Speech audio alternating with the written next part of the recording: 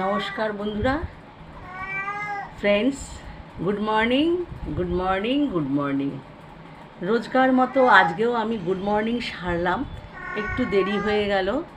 আজকে আমার ছুটির দিন বলে আমাকে আর যেতে হয়নি ছেলের বাড়িতে বা নাতিকে দেখার জন্য। আজকে তো তোমরা জানোই সব স্কুল ছুটি, অফিস ছুটি, সব কিছুই ছুটি, তো সেই জন্য আমি বেরোইনি। তো যাই হোক, আজকের দিনটা খুব ভালো। Happy independence day. আমাদের দেশ স্বাধীন হয়েছিল, কিন্তু সেটা তোমরা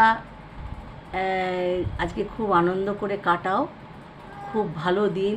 তোমরা সবাই বেড়াতে যাও, খাও দাও, আনন্দ করো, কেন দিনটা বিশাল বড় দিন। আমাদের আজকে দেশ স্বাধীন হয়েছিল, সেটা আমাদের কাছে অনেক বড় পাওনা। তাই তোমরা সবাই আনন্দ করো। তো আমি যে বিষয়টা নিয়ে